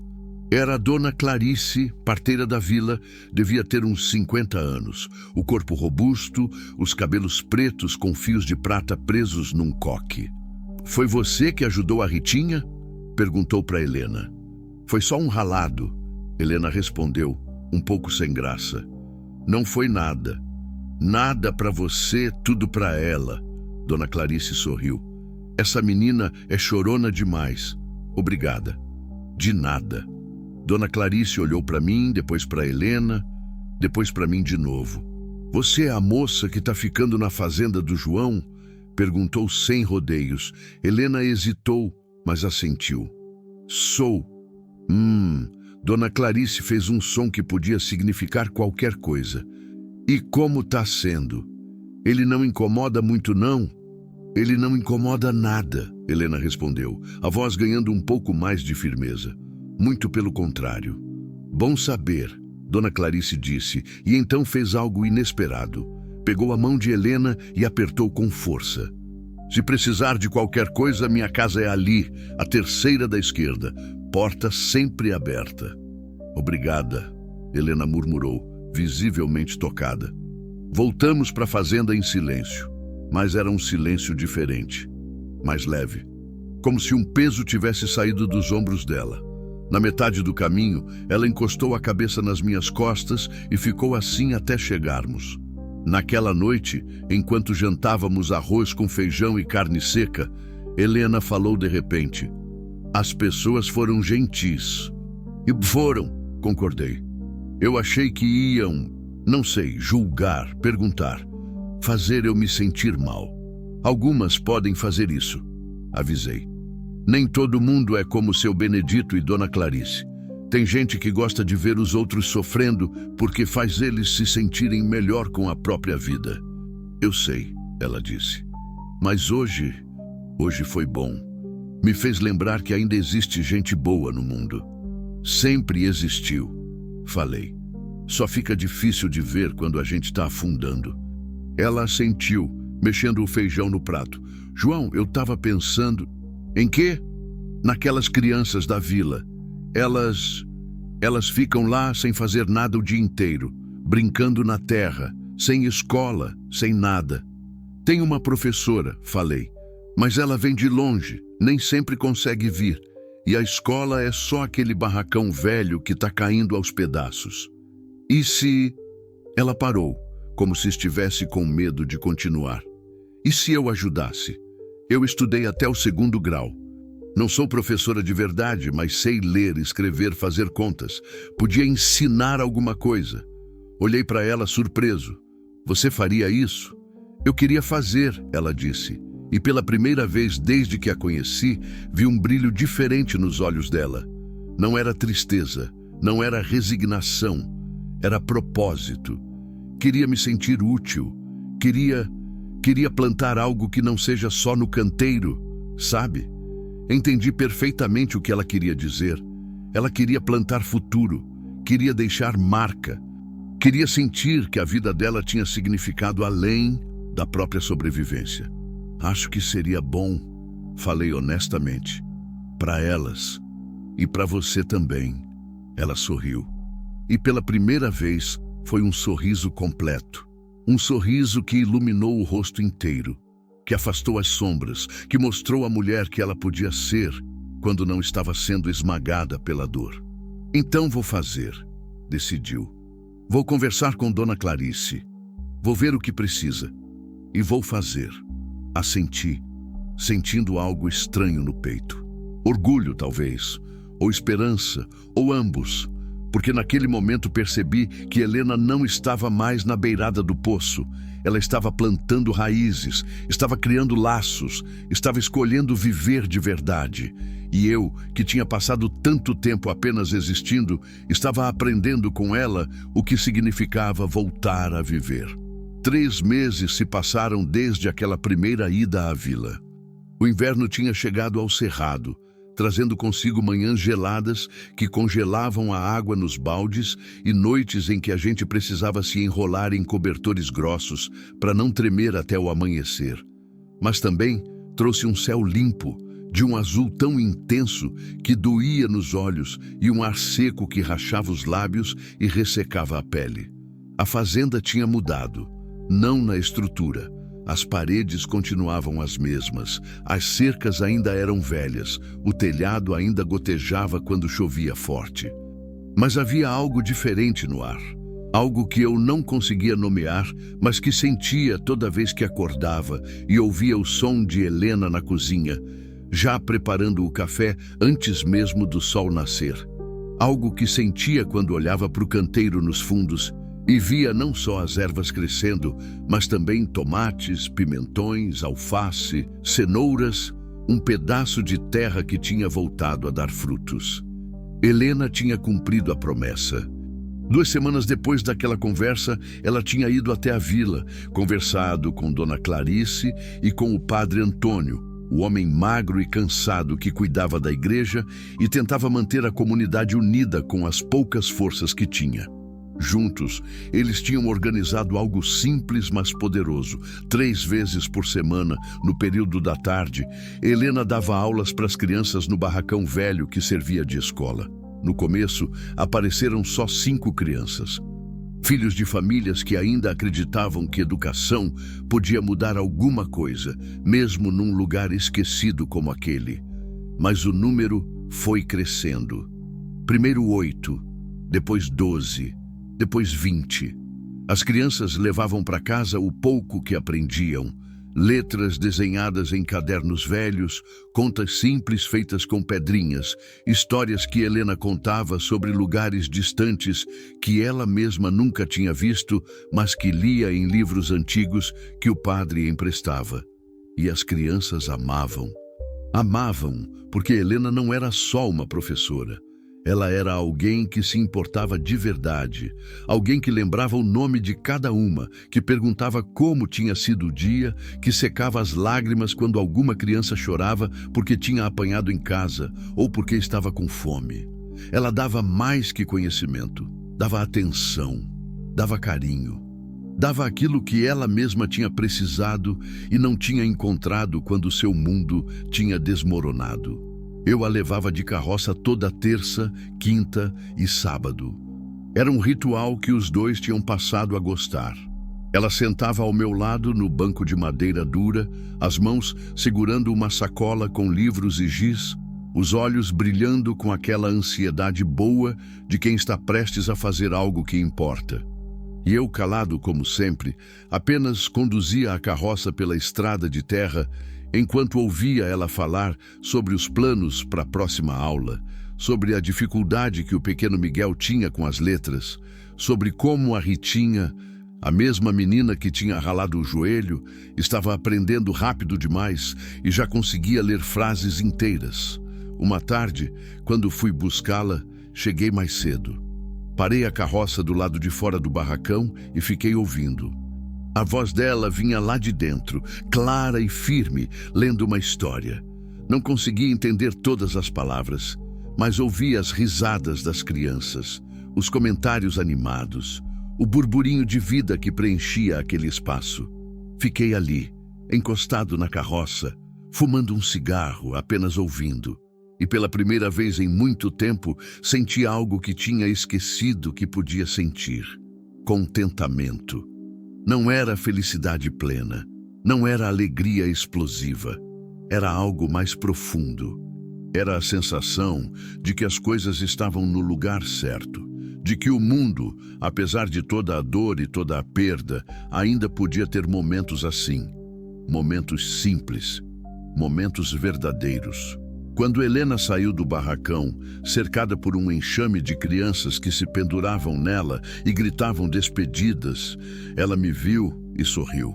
Era um sorriso cansado. Eu via as olheiras se formando, o peso do trabalho que ela tinha escolhido carregar, mas era genuíno. Era o sorriso de alguém que tinha encontrado um motivo. Elas estão aprendendo rápido, disse ela enquanto subia na carroça. Rápido demais. Daqui a pouco vão saber mais que eu. Duvido, respondi soltando as rédeas. Não duvide, ela insistiu, mas estava sorrindo. Criança é esponja. Absorve tudo. Só precisa de alguém que ensine. E você é boa nisso, falei. Não era de dar elogios, nunca fui. Mas aquilo precisava ser dito. Ela ficou quieta por um momento, olhando para o horizonte onde o sol começava a descer, pintando o céu de laranja e rosa. Obrigada, João, disse baixinho, por ter acreditado em mim, por ter deixado eu tentar. Não fiz nada, respondi com sinceridade. Foi você quem fez tudo. Não, ela balançou a cabeça. Você me deu a chance, você me deu o espaço para respirar, para pensar, para lembrar que eu ainda podia ser alguma coisa além de uma mulher quebrada. Você nunca foi quebrada, falei, as palavras saindo mais duras do que pretendia. Nunca foi. Ela não respondeu. Apenas encostou a cabeça no meu ombro, como tinha feito naquela primeira vez voltando da vila, e ficamos assim até chegar na fazenda. A mudança em Helena era visível. Ela tinha engordado um pouco. Não muito, mas o suficiente para tirar aquele ar doentio que carregava quando chegou. As bochechas tinham ganhado cor. Os olhos não estavam mais constantemente vermelhos de tanto chorar. Os cabelos, que ela mantinha curtos e presos com um pedaço de barbante, brilhavam sob o sol. Ela se movia diferente também, com mais confiança, com mais propósito, como alguém que tinha redescoberto o próprio corpo e tinha decidido habitá-lo de novo. Mas não era só ela que tinha mudado. A casa tinha mudado também. Já não era mais aquele lugar silencioso e morto que eu tinha habitado por anos. Agora tinha cheiro de comida de verdade. Não mais aqueles pratos simples e sem gosto que eu fazia só para não morrer de fome, mas refeições pensadas, temperadas, feitas com cuidado. Helena tinha assumido a cozinha sem que eu pedisse. E toda noite tinha algo diferente: arroz com pequi, galinhada, feijão tropeiro, pão de queijo feito na brasa, doce de abóbora. Comida que aquecia não só a barriga, mas também a alma. A casa estava mais limpa também. Não que eu fosse sujo, mas havia uma diferença entre manutenção básica e cuidado real. Helena varria todo dia, lavava as roupas e colocava para secar no varal que ela mesma tinha armado entre duas árvores. Abria as janelas toda manhã para deixar o ar circular. Colocava flores silvestres em latas velhas que se transformavam em vasos improvisados. Pequenas coisas que faziam a casa parecer menos um abrigo e mais um lar. E à noite, depois do jantar, quando nos sentávamos na varanda para tomar café e olhar as estrelas, a gente conversava. Não sempre. Tinha noites em que ficávamos apenas em silêncio, cada um perdido nos próprios pensamentos. Mas tinha outras em que ela falava sobre a infância na fazenda do avô, sobre a mãe que morreu cedo demais, sobre os sonhos que tinha tido antes de casar e que tinha esquecido no caminho. E às vezes, em noites raras, eu também falava sobre minha mulher, sobre meu filho, sobre o peso de continuar vivo quando todos que você ama estão mortos. Eram conversas difíceis, conversas que deixavam a garganta apertada e os olhos úmidos, mas eram necessárias. Porque dor que não é compartilhada apodrece dentro da gente, e eu tinha deixado a minha apodrecer por tempo demais. Uma noite ela me perguntou: "Você se arrepende de ter continuado depois que eles morreram?" Fiquei olhando para o céu estrelado, procurando a resposta certa. Tem dias que sim, admiti. Tem dias que acordo e sinto que seria mais fácil se eu tivesse ido junto, que seria menos doloroso, menos solitário. E nos outros dias? Nos outros dias eu lembro que minha mulher fez eu prometer antes de morrer que eu não ia desistir, que eu ia continuar, que eu ia encontrar um jeito de viver mesmo sem ela.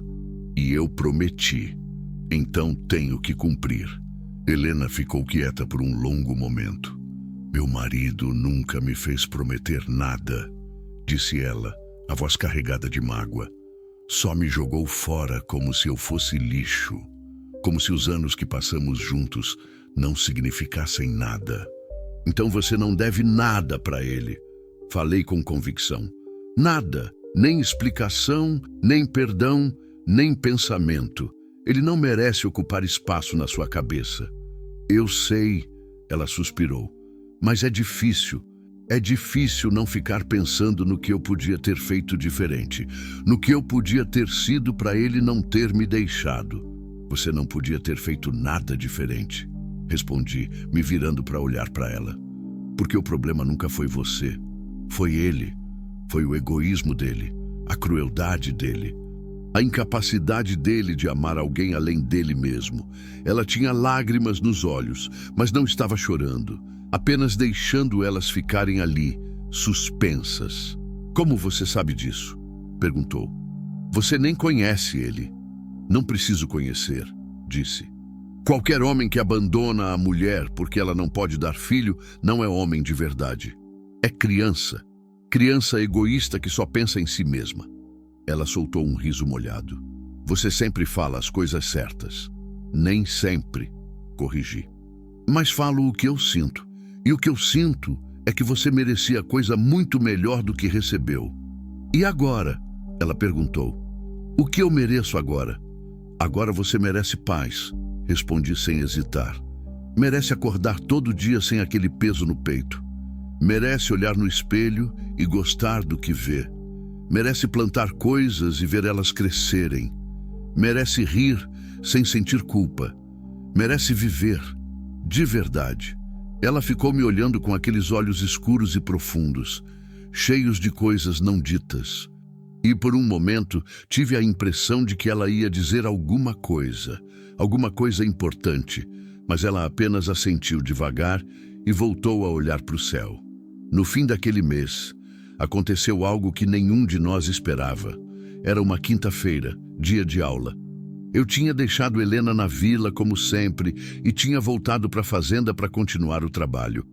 Estava consertando uma parte do telhado que tinha cedido na última chuva, quando ouvi o som de cavalos se aproximando. Não era comum. Quase nunca aparecia visita. Desci da escada, limpando as mãos sujas de barro e palha, e vi 3 cavalos parando no terreiro. 3 homens. Um deles eu conhecia. Era o delegado da cidade maior que ficava a um dia de viagem dali. Os outros 2 eram desconhecidos. João, o delegado cumprimentou descendo do cavalo. Era um homem gordo, de bigode grosso e chapéu de couro. Vim fazer umas perguntas. Sobre o quê? Perguntei, a desconfiança imediata. Sobre uma mulher. Helena, se não me engano. Ouvi dizer que ela está morando aqui com você. Senti o sangue gelar nas veias. E daí? E daí que apareceu um homem na cidade procurando por ela. Diz que é o marido. Diz que ela fugiu, que ele tem direito de levá-la de volta. A raiva subiu como uma onda quente. Ele não tem direito nenhum. Respondi, a voz saindo mais dura do que pretendia. Ele abandonou ela, deixou ela na rua. Ela não deve nada para ele. Olha, João, o delegado suspirou. Eu não estou aqui para julgar quem tem razão. Estou aqui porque legalmente, se eles são casados, ele tem direitos.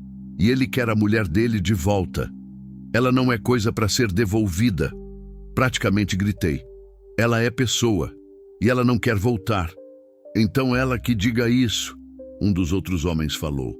Era jovem, devia ter uns 30 anos, bem vestido demais para aquelas bandas.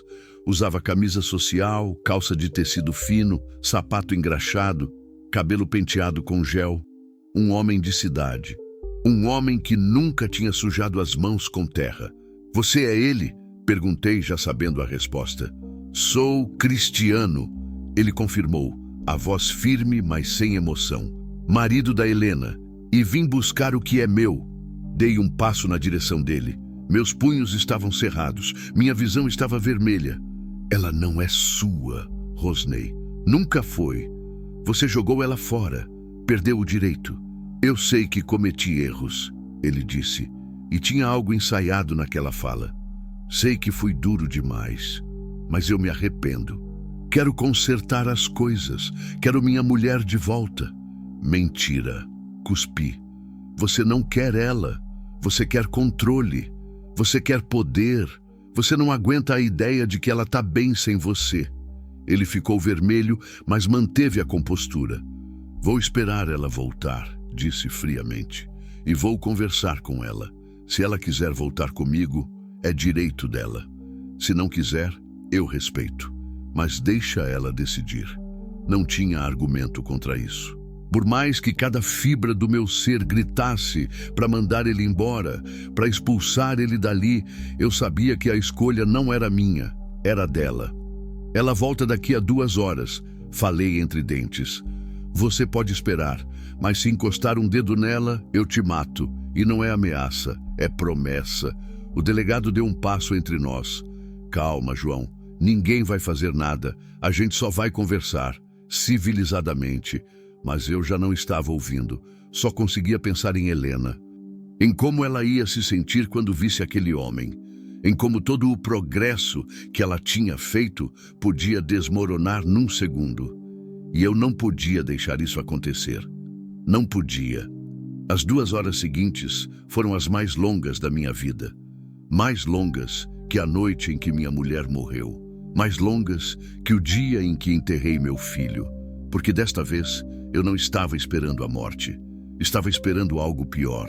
Estava esperando ver Helena ser destruída de novo. Cristiano e os outros homens ficaram no terreiro. O delegado tentou puxar conversa algumas vezes, falando sobre o tempo, sobre a seca que se anunciava, sobre o preço do gado. Eu respondia em monossílabos, sem tirar os olhos da estrada. Cristiano ficou em pé a maior parte do tempo, andando de um lado para o outro, as mãos nos bolsos, aquela expressão confiante no rosto, como se já soubesse o resultado, como se já tivesse certeza de que Helena ia voltar com ele. E quanto mais eu olhava para ele, mais raiva eu sentia. Raiva da postura dele, da arrogância, do jeito que ele tratava aquilo tudo como se fosse uma transação comercial, como se Helena fosse um objeto que ele tinha emprestado e agora queria de volta. Quando finalmente ouvi o som da carroça se aproximando, meu coração disparou. Levantei da varanda onde estava sentado e caminhei até o meio do terreiro. Helena apareceu na curva da estrada, conduzindo a carroça sozinha. Eu tinha ensinado ela nas últimas semanas. Ela vinha cantarolando baixinho, algo que tinha começado a fazer recentemente, um hábito que mostrava que ela estava voltando a ter leveza na vida. Mas quando ela me viu parado ali, com aquela expressão no rosto, o canto morreu. E quando ela viu os cavalos, os homens, e finalmente viu ele, a cor sumiu do rosto dela. A carroça quase tombou quando ela puxou as rédeas com força. O cavalo relinchou, assustado. Helena ficou paralisada no banco, as mãos tremendo, os olhos arregalados de puro terror. Era como ver alguém voltar no tempo. Todo o progresso, toda a cura, tudo que ela tinha construído naqueles meses desapareceu num instante. E no lugar voltou aquela mulher quebrada que eu tinha encontrado na beira do poço. Helena! Cristiano deu um passo à frente, a voz suave, quase melosa. Amor, que bom te ver. Ela não respondeu, não se mexeu. Apenas ficou ali, congelada. Helena! Chamei, a voz firme, mas gentil. Desce, vem aqui. Ela piscou, como se estivesse acordando de um pesadelo, e desceu da carroça com movimentos mecânicos. Cambaleou um pouco, e eu segurei ela pelo braço, mantendo-a firme. Podia sentir ela tremendo, tremendo como uma folha no vento. Tá tudo bem, murmurei só para ela ouvir.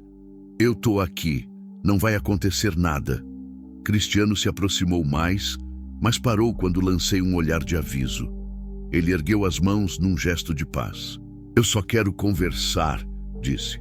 Só conversar. Helena, por favor, me dá 5 minutos. Ela não tem que te dar nada, respondi rispidamente. Você perdeu o direito de pedir qualquer coisa dela. João, o delegado interveio. Deixa eles conversarem. Se ela quiser, claro. Dona Helena, você quer conversar com seu marido? Helena continuava muda. Os olhos fixos em Cristiano como se estivesse vendo um fantasma. Ou algo pior. Helena, insisti suavemente, ninguém vai te obrigar a fazer nada. Se você não quiser falar com ele, você não fala. E ele vai embora. Mas se você quiser ouvir o que ele tem a dizer, eu fico do seu lado. O tempo todo. Ele não chega perto, não encosta em você. Só fala. E você decide o que fazer. Tá bom? Ela finalmente me olhou, e naquele olhar vi o medo, mas também vi algo mais, uma centelha pequena de força, de raiva talvez, de vontade de enfrentar. A voz dela saiu rouca, quase inaudível. Eu quero ouvir, mas você fica aqui, do meu lado. Fico, prometi. Não saio daqui. Levei ela até a varanda e sentei com ela no banco de madeira. Fiquei de pé ao lado, os braços cruzados, olhando fixo para Cristiano. Ele deu alguns passos cautelosos na nossa direção e parou a uns 3 metros de distância. Helena, começou ele, e tinha ensaio naquela voz, tinha preparação. Eu sei que te magoei, sei que fui cruel, sei que disse coisas imperdoáveis. E eu me arrependo, de verdade. Esses meses sem você foram um inferno. Eu não consegui dormir, não consegui trabalhar, não consegui fazer nada além de pensar em você e no erro que cometi. Helena continuava calada, apenas olhando para ele com aquela expressão vazia. Eu falei com o padre, continuou Cristiano. Falei com o médico. Eles me fizeram entender que o problema não era você, que não era sua culpa e que eu fui injusto, completamente injusto. E eu quero consertar isso. Quero te levar de volta para casa. Quero recomeçar, do jeito certo dessa vez. Do jeito certo, Helena repetiu baixinho, e havia algo perigoso naquele tom. Do jeito certo. Sim, ele se animou, interpretando como interesse. Vamos viajar, vamos conhecer lugares novos, vamos esquecer tudo o que aconteceu e começar de novo. Podemos até adotar uma criança se você quiser. Eu sei que é importante para você. E eu aceito isso agora. Aceito que a gente pode ser feliz sem filhos biológicos. Ele deu mais um passo. Helena, eu te amo. Sempre amei. Só demorei para perceber que amor de verdade não tem condições. E eu quero passar o resto da vida te provando isso. Por favor, volta para mim. Silêncio. Um silêncio tão denso que parecia que o mundo inteiro tinha parado de respirar. Até os pássaros tinham parado de cantar. Até o vento tinha parado de soprar. Helena se levantou devagar. Dei um passo para frente instintivamente, pronto para intervir se necessário. Mas ela ergueu a mão, me fazendo parar. E então, ela olhou para Cristiano. Realmente olhou, não com medo, não com submissão, mas com algo que eu não esperava. Pena. Você quer saber o que eu aprendi nesses meses? Ela perguntou, a voz ainda baixa, mas ganhando firmeza a cada palavra. Aprendi que amor de verdade não vem com manual de instruções, não vem com lista de requisitos, não vem com cobranças. Ela deu um passo na direção dele. Amor de verdade é acordar todo dia e escolher ficar, mesmo quando dói, mesmo quando é difícil, mesmo quando parece que não tem mais nada para dar. É isso que amor é, mais um passo. E você nunca me amou, Cristiano, nunca. Você amou a ideia de mim, amou o que eu podia te dar, amou a esposa perfeita que cozinhava sua comida, lavava sua roupa, esquentava sua cama e ia te dar filhos para continuar seu sobrenome. Mas quando eu falhei nisso, quando meu corpo não conseguiu entregar o que você queria, você me descartou, como se eu fosse um eletrodoméstico quebrado. Cristiano ficou pálido. Helena, não foi assim, foi exatamente assim. Ela cortou e agora havia raiva na voz. Raiva limpa, libertadora. Você me disse que eu era defeituosa, que eu não prestava para nada, que eu era um erro. E sabe o que mais? Eu acreditei. Acreditei tanto que quase morri. Quase pulei dentro daquele poço porque achei que era verdade, que eu era inútil, que o mundo seria melhor sem mim. As lágrimas começaram a escorrer pelo rosto dela.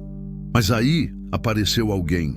Ela olhou para mim rapidamente antes de voltar a encarar Cristiano, que me mostrou que eu estava errada, que me mostrou que meu valor não estava na minha capacidade de gerar vida. Estava em mim, na pessoa que eu sou, no que eu posso fazer, no amor que eu posso dar, mesmo que não seja para os meus próprios filhos. Ela enxugou as lágrimas com as costas da mão. Então não, Cristiano, eu não vou voltar com você, não porque eu não te perdoo, até perdoo, mas porque eu me respeito demais agora para voltar para alguém que só me quer porque se sentiu sozinho, para alguém que só mudou de ideia porque percebeu que perder era pior que aceitar. Helena, por favor. Ele tentou se aproximar, mas ela ergueu a mão, o impedindo. Não, ela disse com firmeza. Acabou. Acabou faz tempo. Eu só demorei para perceber. Mas agora eu sei. E eu escolho ficar aqui, nesse lugar, com essas pessoas, fazendo o que me faz feliz, cuidando das crianças, plantando meu canteiro, vivendo de verdade. Você está vivendo no meio do nada. Cristiano explodiu, a máscara de homem arrependido finalmente caindo. Num barraco velho com um homem velho. Fazendo o quê? Brincando de professora? Isso não é vida. É mais vida do que eu tive com você, ela respondeu calmamente. Muito mais. Cristiano ficou vermelho de raiva. Deu um passo agressivo na direção dela e eu imediatamente me coloquei entre os dois. Minha mão foi automaticamente para o facão que eu carregava na cintura. Chega, falei baixo, perigosamente baixo. Ela disse não. Acabou. Agora você sobe nesse cavalo e sai daqui antes que eu esqueça que tem testemunhas. Você não manda em mim, ele rosnou. E não manda nela, ela é minha mulher. Não sou, Helena disse atrás de mim. Não sou mais. E se preciso assinar papel, rasgar certidão, fazer o que for necessário para deixar isso claro, eu faço. Mas eu não volto. O delegado finalmente interveio, colocando a mão no ombro de Cristiano. Vamos embora, disse. A senhora fez a escolha dela. Dentro da lei, não tem nada que se possa fazer. Ela é maior de idade, está em plenas faculdades mentais e não está sendo coagida. Então vamos. Cristiano nos olhou com ódio. Um ódio puro que me fez apertar o cabo do facão. Mas então ele cuspiu no chão, virou as costas e foi até o cavalo. Montou com movimentos bruscos, puxou as rédeas com força e saiu em disparada sem olhar para trás. O delegado e o outro homem o seguiram mais devagar, me lançando olhares de desculpa antes de sumirem na curva da estrada. E então ficamos só nós dois, eu e Helena. O silêncio voltou, mas era um silêncio diferente. Não era pesado, não era assustador, era libertador. Helena soltou um som que era metade riso, metade soluço, e se deixou cair no banco da varanda. Tampou o rosto com as mãos e começou a chorar. Mas não era o choro de desespero que eu tinha visto nela antes. Era choro de alívio, de libertação, de peso sendo tirado dos ombros. Sentei ao lado dela e coloquei a mão nas costas dela, num gesto desajeitado, mas sincero. Não disse nada, porque não havia nada a dizer. Ela tinha dito tudo, tinha se libertado sozinha. E eu só tinha ficado ali, do lado dela, como tinha prometido. Depois de alguns minutos, ela levantou o rosto. Os olhos vermelhos, o nariz escorrendo, mas havia um sorriso nos lábios. Eu consegui, disse entre soluços. Eu consegui, João. Conseguiu. Confirmei, sentindo um aperto estranho no peito. Orgulho. Era orgulho o que eu sentia. Ficou forte. Não fiquei forte sozinha, ela disse, me olhando com aqueles olhos que tinham visto o fundo do poço e tinham escolhido voltar. Você me ensinou. Você me mostrou que era possível ficar em pé de novo. Não ensinei nada, murmurei. Só ofereci chão firme. E foi o suficiente, ela disse, pegando minha mão calejada entre as dela. Foi mais que suficiente. Ficamos ali sentados enquanto o sol começava a descer no horizonte, pintando o céu de tons de laranja, vermelho e púrpura. O cavalo branco relinchou baixinho no curral. As vacas mugiram ao longe. Uma coruja começou a cantar numa árvore próxima. Os sons da fazenda. Os sons da vida continuando. O que você vai fazer agora? Perguntei depois de um longo silêncio. Agora? Ela repetiu, olhando para o céu que mudava de cor. Agora eu vou continuar. Vou dar aula para as crianças. Vou cuidar do canteiro. Vou aprender a ordenhar as vacas direito, porque você reclama que eu faço errado. Vou fazer aquele doce de abóbora que você gosta. Vou acordar todo dia e escolher viver. De verdade. E se ele voltar? Não vai voltar, ela disse com convicção. Ele percebeu que perdeu o controle. E homem como ele não aguenta perder controle. Ele vai encontrar outra pessoa para controlar. Outra mulher que ele possa moldar do jeito que quer. E eu vou ficar aqui. Livre. Livre. Repeti gostando do som da palavra. Livre, ela confirmou. Naquela noite, depois do jantar, saímos para a varanda como sempre fazíamos. Mas dessa vez, quando olhei para o céu estrelado, não senti o peso da solidão que sempre tinha sentido. Não senti o vazio de estar sozinho no mundo, porque eu não estava sozinho, e nem ela. Tínhamos encontrado um ao outro quando mais precisávamos. Eu, na beira do abismo da desistência. Ela, literalmente na beira do poço da morte. E juntos, sem planejar, sem expectativas, sem cobranças, tínhamos construído algo. Não era romance, não era paixão. Era algo mais profundo, era companheirismo, era entendimento. Era dois sobreviventes se ajudando a carregar o peso da vida. João, Helena falou de repente, quebrando meus pensamentos. Obrigada por tudo, por ter parado naquele dia, por ter estendido a mão, por ter me deixado ficar, por ter acreditado que eu podia ser mais do que minha dor.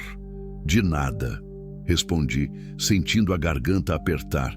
E obrigado você, por ter segurado minha mão também. Ela olhou para mim, confusa. Eu não entendo. Você me salvou tanto quanto eu te salvei, expliquei.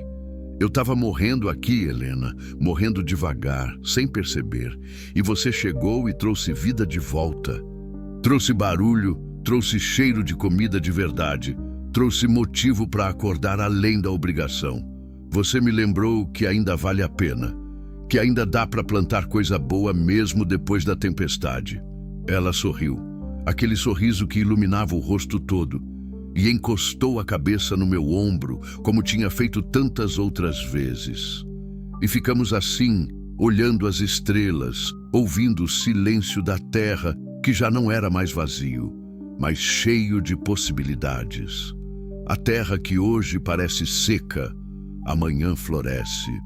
Eu tinha dito isso para ela naquele primeiro dia, e agora, meses depois, eu via que era verdade.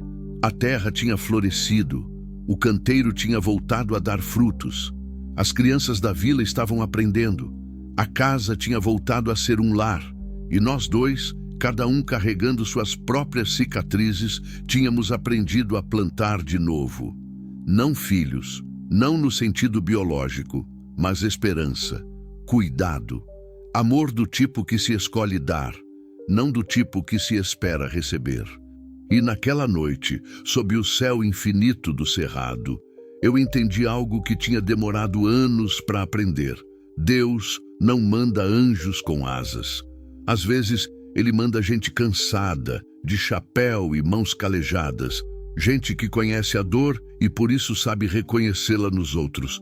E às vezes, Ele manda mulheres de vestido claro paradas na beira de poços, esperando que alguém lembre elas de que a vida ainda vale a pena, mesmo depois da seca, mesmo depois da perda, mesmo depois de tudo.